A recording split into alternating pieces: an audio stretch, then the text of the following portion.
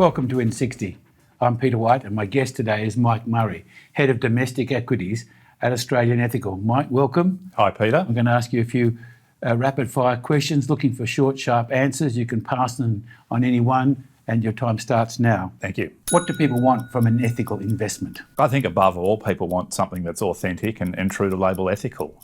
So it's probably easy to answer that by what they don't want. They don't want greenwash. Does ethical investing compromise returns? I think bad investment management compromises returns. So I think, we focus on getting the ethics right and getting the investment management right. Is it harder than buying a regular company? Look, there's more things to consider. By definition, if you're considering ESG or you're considering the ethics of the client, you're taking in a broader range of factors than you are with an ordinary investment. So I do think it's a more nuanced and complex area. What about you personally? What's your best investment personally? Australian Ethical, below $1, is currently trading over 14, and that was 5 years ago or 6 years ago. Is ethical investing the same as ESG? They do have things in common. I think there's a narrow definition of ESG, which is about incorporating risk and return, and ethics goes a lot deeper than that and asks about the values of the person, what sort of impact they want to achieve, and how aligned their portfolio is with their values. How do you avoid greenwash? In our case, we've got a highly skilled internal resource dedicated to ethical analysis, but I also think,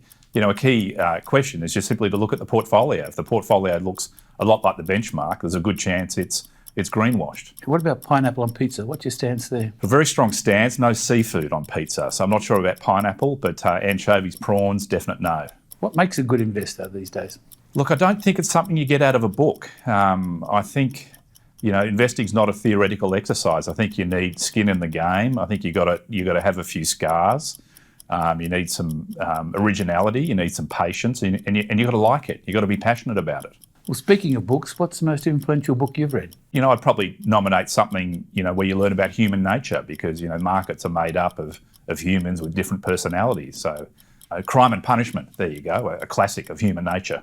Finally, is it easy being green? It's hard to do green or deep ethical investing. And that's why there's not many people who we think are really doing it in a deep and informed fashion.